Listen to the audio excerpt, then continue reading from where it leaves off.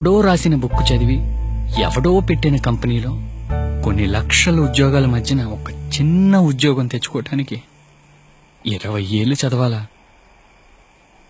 చిన్నప్పటి నుంచి company పెట్టమనే mind set తో పెంచాలి గాని ఒకటి కింద పనిచేసి బానిస మైండ్ సెట్ తోటి పెంచుతారు ఎందుకురా? అసలు ఎలా చెప్తే అర్థం అవుతుందిరా?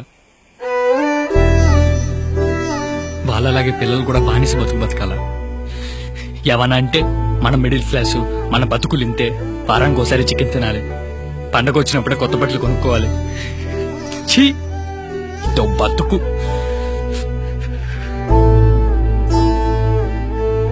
వాళ్ళకి చేత కాకపోతే మనకి చేత కాదా?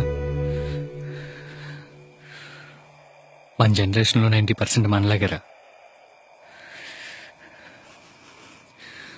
వాళ్ళ మాటలు వీళ్ళ మాటలు విని పెరుగుతాం,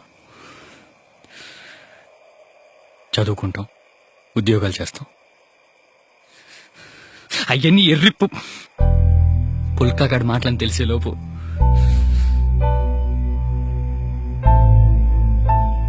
లైఫ్ అనే ఫుల్ బాటిల్లో క్వార్టర్ అయిపోతుంది. అంటే మన క్వార్టర్ని మనం తాగకుండా పక్కింటోళ్ళు ఎదిరింటోళ్ళు తాగేశారనమాట.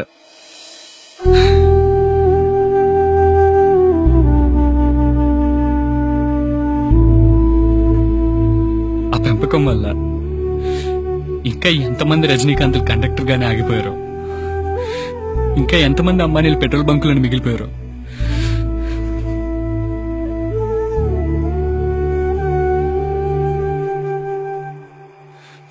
పసిపిల్లాడికి పాలు సరిగ్గా ఇవ్వకపోయినా పర్లేదురా,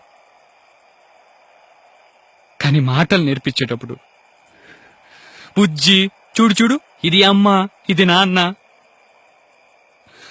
అనే పదాల కన్నా నా ఇష్టం అనే పదం ఫస్ట్ నేర్పిస్తే 127 కోట్లలో కనీసం 100 మంది సచిన్లైనా ఉండేవాళ్ళరా.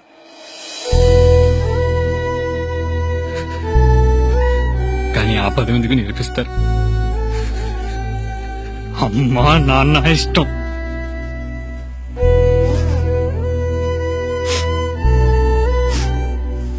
అది మాత్రమే నేర్పిస్తారు.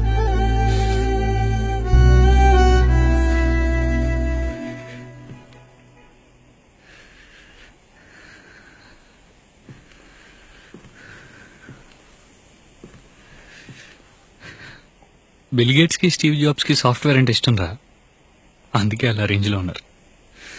మరి మనకేమి ఇష్టం? మన ఇష్టాన్ని అడిగేది ఎవరు? చెప్పినా వినేది ఎవరు?